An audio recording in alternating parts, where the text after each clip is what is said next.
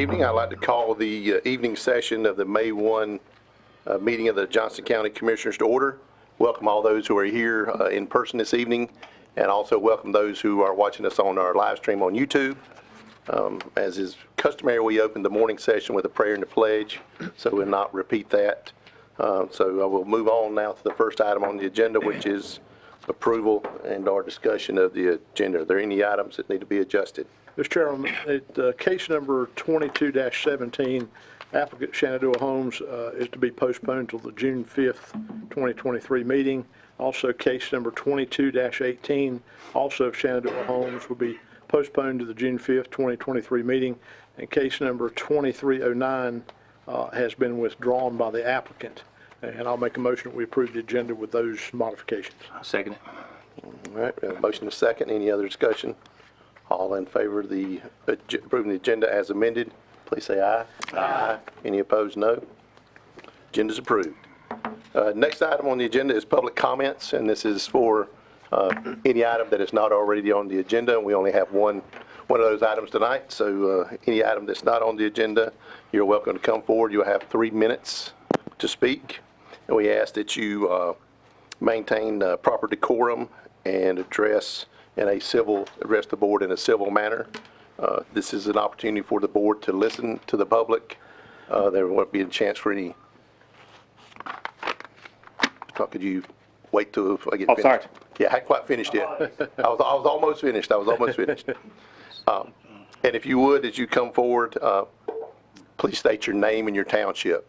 So you don't have to sit all the way down, Mr. Hall, if you would. That's right. Unless someone else go for you. Okay. All right.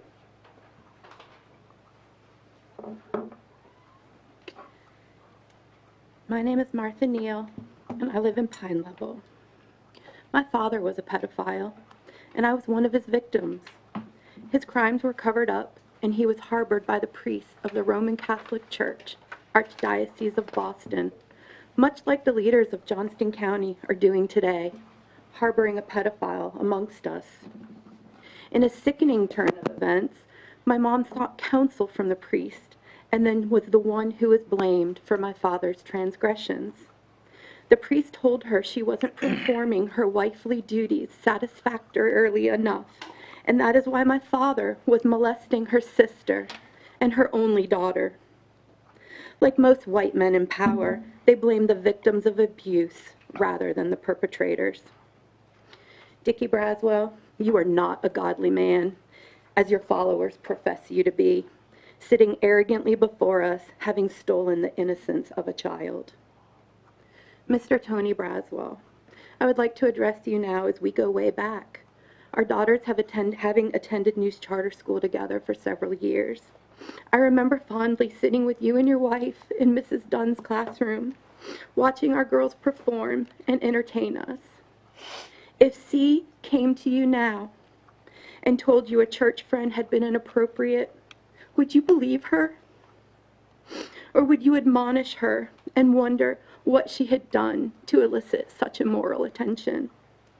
Would you still cry innocent until proven guilty and break bread with her accused perpetrator? Or would you support your daughter? I ask you to implore your colleague to recuse his duties and step down. Show all women, children, and victims that you believe them. Thank you. Thank you, Ms. Neal. Anyone else?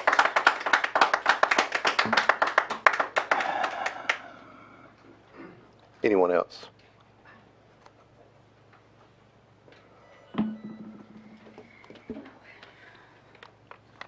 Hi, my name is Erica. I live in Clayton.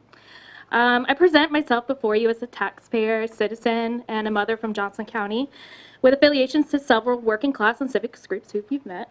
But I appear before you as an individual. I'm distinct from those associations right now. So in 2022, the Board of Commissioners adopted a mission statement that reads as follows. The mission of the Johnston County Board of Commissioners is to provide visionary leadership and strategic guidance that promotes effective and efficient county government that seeks to enhance the quality of life for the present and future generations of the people of Johnston County in a fiscally responsible manner. I fully endorse and support this statement. The responsibility that you have been elected to bear has significant implications for both present and future generations. The positive impact of your actions is evident, and I commend you. Recognition is due when it is merited. Conversely, any misstep or wrongdoing by an individual member of the Board of Commissioners could cause mistrust between taxpayers and this board. The current generation is watching and experiencing how you govern Johnston County. What we witness today will be the future benchmark for our children and grandchildren. Unfortunately, the presence of an alleged predator on this board means that this standard will be the one that our children will learn from and follow by example.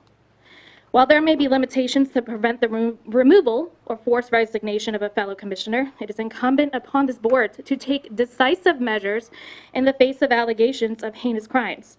A temporary resignation may be appropriate until investigations conclude and a verdict is presented. But failure to do so will make it difficult for the public to trust the board, and this will be an issue that will persist over time. When the actions of one member has such severe implications, the lack of words or action is unacceptable. I am not here to be positive. I'm here to do good, and that is not the same thing. I can speak for myself, but many others share my outrage, apprehension, and bewilderment about this problem. The alleged indictment of indecent liberties against a child is not a standard we as a community will accept or condone. We have to do better as a county, and it is imperative that we take action now to set a higher standard for our communities and governance in the future. Thank you. Thank you, Ms. Hoff.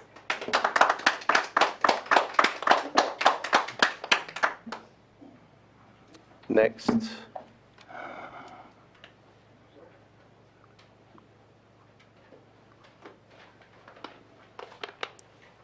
Sorry, I know you hate redundancy, but I'm Alan, I live in Clayton. I wanted to address the Johnston County Commissioners regarding a serious matter that requires urgent attention. I understand you've stated that you cannot force another commissioner out of office. However, there is a way that you can demonstrate disapproval of their actions. You can ignore them, not interact with them, and refuse to answer their questions, pretend like they don't exist. By ostracizing them publicly, it sends a message that what he has been indicted for is unacceptable, and he should be held accountable for his actions. Ignoring someone, not interacting with them, or not answering their questions is a silent protest. This protest would show that you, as our county commissioners, disapprove of these actions. By condemning someone indicted for a sexually related crime with a minor, it sends a message that the acts in question are unacceptable, and that responsible individual should be held accountable. This approach can be a powerful way to raise awareness for the over 50,000 Johnstonians that voted for them. So everyone's been so quiet about him being indicted for indecent liberties with a minor. Public officials need to uphold ethical standards and maintain a zero-tolerance policy towards heinous criminal behavior, especially if it involves offenses related to a minor. They are responsible for condemning and taking appropriate actions based on the law without showing bias or support for such behavior. So I want to suggest an alternative solution. I spent a lot of time researching this, and I'm no lawyer. However, you can declare that seat vacant. It's called a motion. It's a common law procedure by which officers of a corporation can be removed. But wait, in North Carolina, the state Supreme Court endorsed the use of the motion to remove an elected official in 2 cases. It was in 1883 and 1908. It's kind of difficult, right? But let's move forward a couple years. In recent years, a motion has been used twice to remove elected officials from office. In 2013, a town council member in Hope Mills was removed, and a county commissioner was removed in New Hanover County. In both cases, it was upheld by a Superior Court judge. Excuse me here, sorry. A motion is an extraordinary remedy. It is only available in cases where an elected official is engaged in serious misconduct that has impaired their ability to serve in office. In case of the county commissioner we have that has been indicted for indecent liberties with a minor, there is clear and convincing evidence that he is engaged in a serious misconduct. The indictment itself is evidence that he has committed a crime, and that nature of that crime is especially heinous. The commissioner's alleged actions have also impaired his ability to serve in this office. Under these circumstances, it is clear that as commissioners, you should remove him by a motion. The citizens of this county deserve to have an elected official who is honest, ethical, and capable of serving in office. The commissioner indicted for indecent liberties with a minor has clearly demonstrated that he is not qualified to hold this office. I urge you to vote to remove him from office by a motion. Thank you. Thank you, Mr. Hall.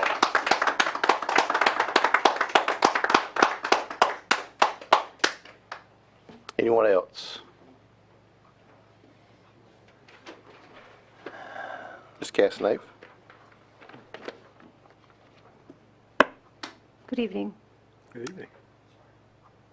My name is Jean Cazenave. I live in Benson. And the last time I spoke at this podium was somewhere between 2020 and 2022 election, in which I spoke of election abnormalities, and I proposed eliminating tabulators to return to hand counting of ballots. So now, fast forward in 2023, we know that any fair-minded review of the election data would admit that the results of 2020 general election was mathematically impossible. And it was also true here in our county. It's evident also by the numerous election bills that are going through the General Assembly right now, and the people in our state feel duped. Black's Law Dictionary defines a representative as one who represents or stands in place of another, an agent or officer who represents in a special capacity, a person chosen by the people to represent their several interests in a legislative body. And we still are a representative republic if we can keep it. And this past April, I believe, you all voted unanimously to adopt the resolution to accept the bill that's being proposed in the Senate for our county commissioners' districts to be redrawn to balance out the number of constituents to the number of representatives. Now, I understand it, the state rather than the local body has to propose that change.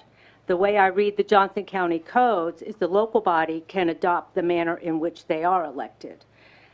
In the Johnston County Codes, Article 2, Section 31 is the residency and representation requirements. And Part A says the county commissioners shall reside in and represent the following districts, and then it lists the 7 districts and where they are. Part B says one commissioner shall be elected to represent each of the 7 districts. A person must reside in a district to be eligible to be a candidate to represent that district. However, all 7 offices shall be voted upon by all eligible voters of the county in both the primary and the general election. What I would like the board to entertain is to change the Section B wording to say all 7 offices shall be voted upon by all eligible voters of the district in both the primary and the general election. The wording difference, county versus district. Representative Paré in Wake County proposed HB 99, and it says the qualified voters of each district shall elect the board member for that district. Only qualified voters residing in that district may vote for the board member from that district, and each candidate for a district seat shall reside in that district in which they seek election. And that has passed through committee, so it has good support on both sides. In speaking with her about this, she said the local body can change this, but they more often than not don't want to. Now, I'm not sure what the motivation for that is, whether it be political, whether it be personal, but it is not in the interest of the constituents.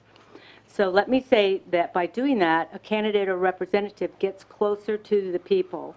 You build relationships when you speak to them and live among them in the community.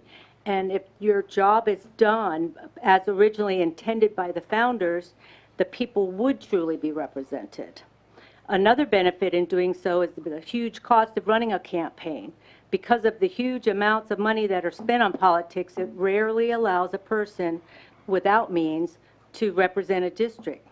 And I campaigned for several grassroots candidates back in the primary, and all of them lost because they didn't have enough money.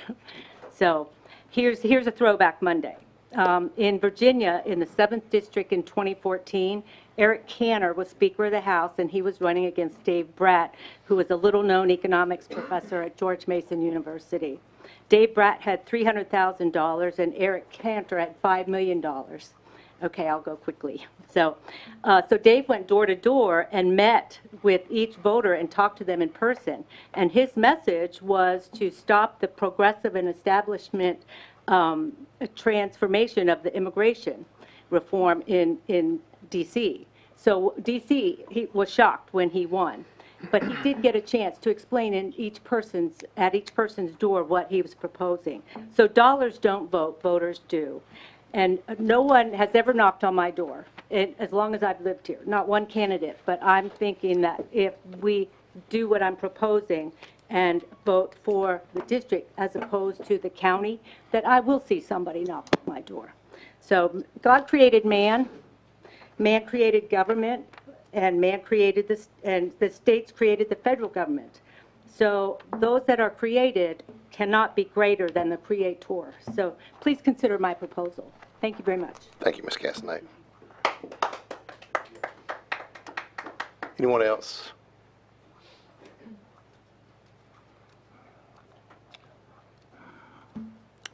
All right, seeing no one else, we will move on to the next item on the agenda, which is a rezoning conditional use request. It is case 2029, special use permit modification. I will now open the special use hearing and call for the clerk to swear in anyone who's wishing to speak on this item.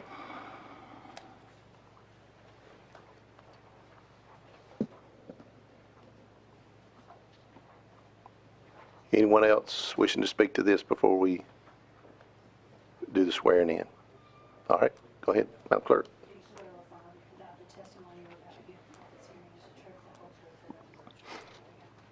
I do. All right, Mr. Deaton, would you give us some background on this case? Yes, sir. Thank you. Good evening, Commissioners. Case 20-29, your request is seeking is a modification of a special use permit that was approved in 2020. The owner of the property is Thanksgiving 42 LLC. The applicant is Glandon Forest Equity LLC. The modification request is simply for the specific conditions with the original special use permit. First is condition number 1, which they are requesting to add to the permitted uses to the site general retail. And in condition 10, they are wishing to add the language, the lot must be served internally off shared driveway for storage development as required by the existing driveway permit issued by NCDOT. This property is located at the intersection in the south, or in the northwest corner or quadrant of NC 42 East and Thanksgiving Fire Road. The surrounding properties are zone AR and also general business, and the general business districts that exist are in the southeast or northeast quadrants and the southwest quadrants of this intersection as well. Traffic concerns on NC 42, we have accounts of 8,600 vehicles per day. This is a 2021 count, and Thanksgiving Fire Road is 1,100 vehicles per day, and that's a 2016 count. NC 42 does show up on, or does exist on our CTP as a boulevard needing improvement, and Thanksgiving Fire Road is a thoroughfare, designated as a thoroughfare with adequate design capacity, and this property is in a secondary growth area as per our land use plan. Be glad to answer any questions you may have. That intersection's now a four-way stop, isn't it? Yes, sir. Okay. All right, any other questions for Mr. Newton? All right, now I'd ask the applicant to come forward and provide any information as to the 4 findings of fact that we have to make our decision on. Yes, sir. My name is Brent Purdom. I'm with Bowman. I'm here on behalf of Glandon Forest Equity, who's the developer. We've submitted our plans. We've had, I know the county still has to do the review based on the decision tonight. DOT has looked at our plans, and we have a shared access driveway with another development. I think it's a storage facility that's already being permitted. We're using the same driveway, so we're sharing that. They've looked at the roads, and so far we don't have to make any road improvements or anything like that. And I think all of our plans are meeting the Johnston County requirements. But like I said, they don't do their formal review until after the decision tonight. So if you have any other questions, I'll be glad to. Is that shared driveway on Thanksgiving? Yes, sir. Okay. Has there been any discussion about what type of retail or what type of business is going to be there? Yes, ma'am. It's a Dollar General. Okay.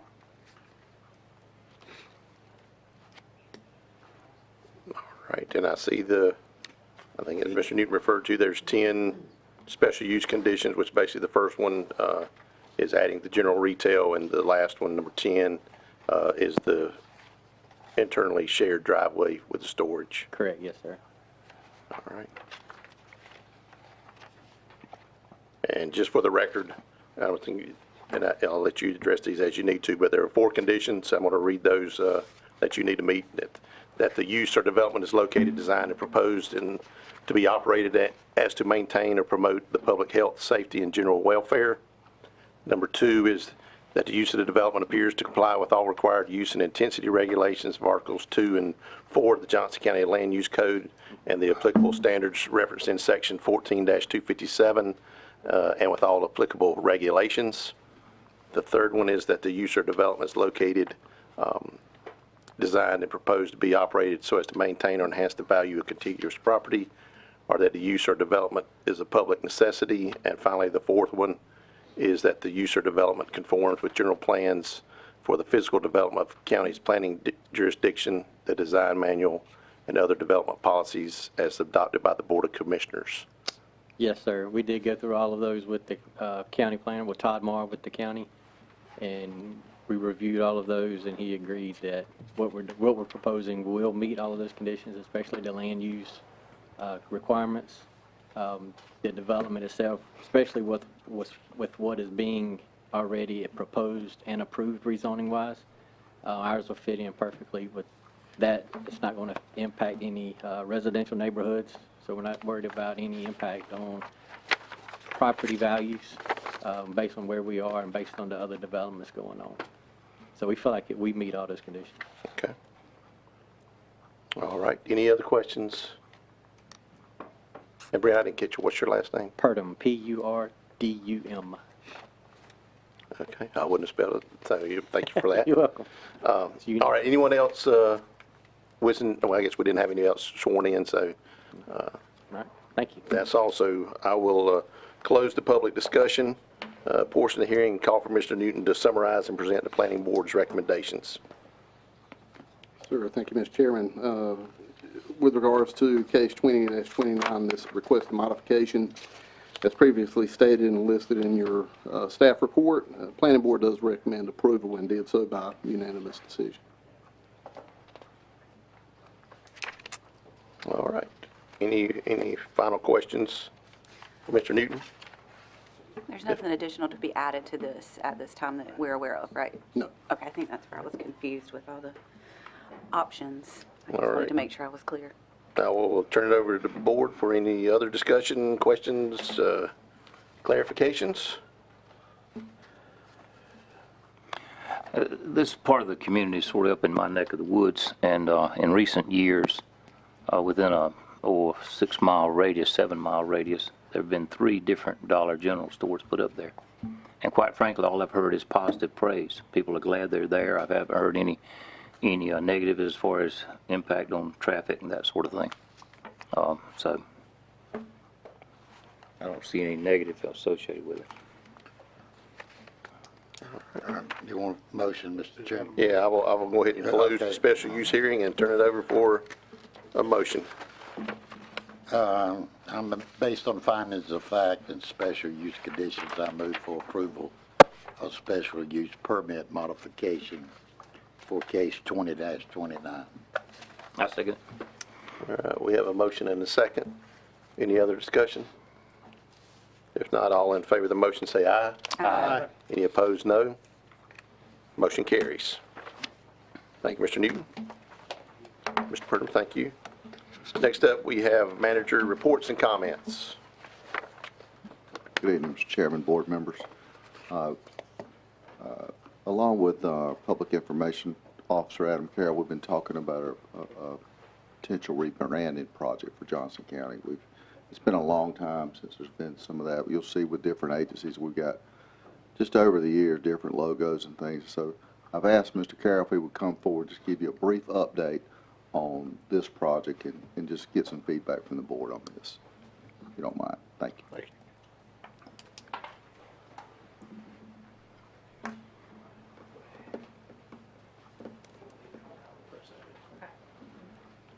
Good evening, Commissioners, Mr. Chair. Appreciate y'all giving me a little bit of time to speak with you about our rebranding initiative. We're at the very beginning stages. So far, we've had 2 committee meetings, internal committee meetings, staff only, about 12 to 13 different department heads, and the goal was to do research on why the county would undergo a rebranding process, and also what that would entail, the rollout process, and also just getting some ideas and some general information from other counties that have undergone the same rebranding type process. So we can go to the next slide, Susie. Just some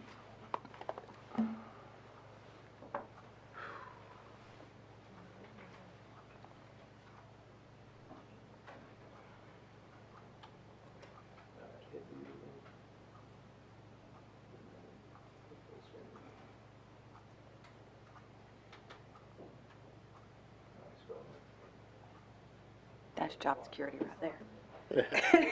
You can do hand puppets or a hand muppet. Of course, on the rebranding. All right, there you go. There you go. Now try to do view again. Yeah, it was at the end. There you go. Now hit it. All right. Back to it. So why rebrand? Establishing legitimacy is obviously a very important one. Government branding and public trust. That's really important, because every time our residents and the public see us, whether it be an inspector in the field, online, or on our website, or on social media, an animal services officer driving around, or a utility bill coming in the mail, we want people to know that who we are, and we want a centralized brand and image that that people know and can trust. And that also goes back to the first point of establishing legitimacy. Narrowing down our audience gives the public a better idea of what we do, and we talked about it here and there, but a lot of times people can confuse us with DOT or the school board or a number of other governing bodies. They may not have an idea of what all the county does and what falls under the county. It gives employees, this is a big one, gives employees credibility on the job and in the field. We think it's important that the public know who we are, especially when we're out interacting with them. Enhancing our overall social media presence with more recognition and knowledge of county government puts more eyes on our social media and our website, which is a big driver, and getting eyeballs on what we're doing, and it helps us better inform our residents. And make our good works known is pretty self-explanatory. We know how hard our employees work and how great of a job our employees are doing here at the county, and we want everyone else to know how hard they're working. And I think, as the committee has talked about, if they know our brand and our logo, our colors, and all that stuff, they can put two and two together. So, good. So this is kind of a big one. This is some of our logos right now, and this is not all our county logos, but these are across a lot of our departments. It doesn't cover everybody.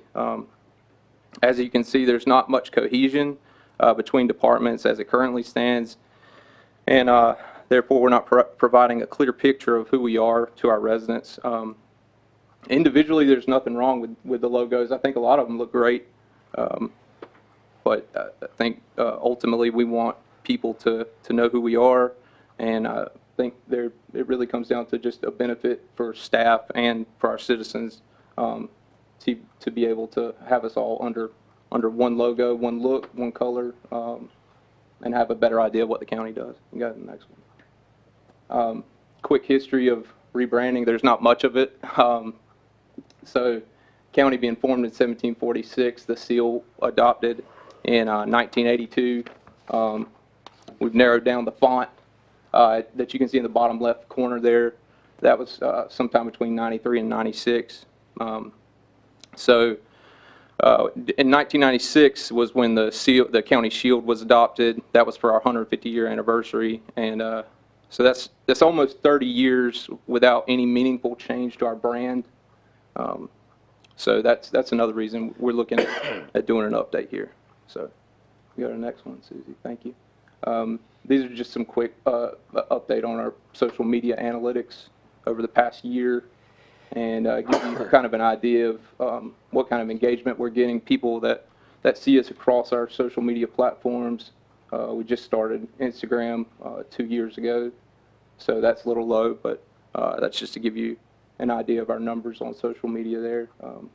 And we've really been pushing the YouTube channel with the commissioner meetings, live streaming. That started when our public information office was enacted, and so we went from pretty much no subscribers to 450 in 2 years on YouTube. So that's a big step for us. You go to the next one, Susie. So these are our next steps.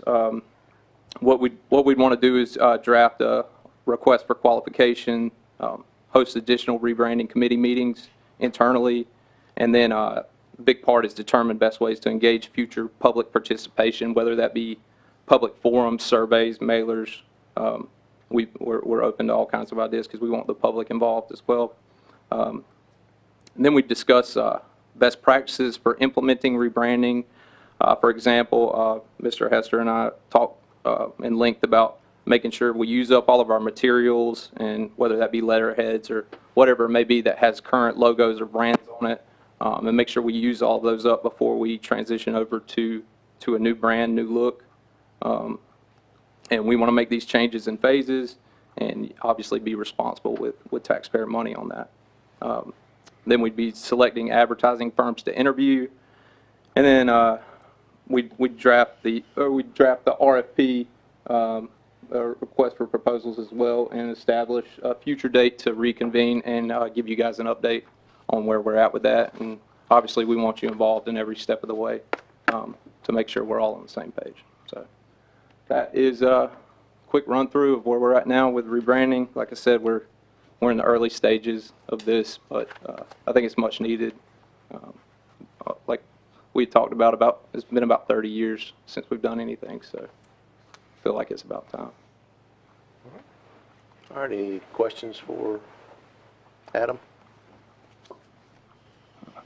I just want to say I'm really excited about this so that it's easier for the public to figure out where to go for what. And I think that's one of the biggest things that we struggle with, just like we saw at this morning's meeting. If a stray animal comes, what do you do? Where do you go? And I think if we rebrand everything, just like you're saying, and make it a very simple solution for the public to understand the who, what, where, and why we're trying to help in all ways. I think that's great. Thank you. Yep. Appreciate it. Thank you. Thank you, sir. Thank you, Adam. All right, Rick, did you have anything else? All right, then I'll turn it over to the board for any reports or comments. Like a bunch of those. I don't have anything either, so I will entertain a motion to adjourn. Move to adjourn. Second. All right, all those in favor say aye. Aye. Meeting's adjourned.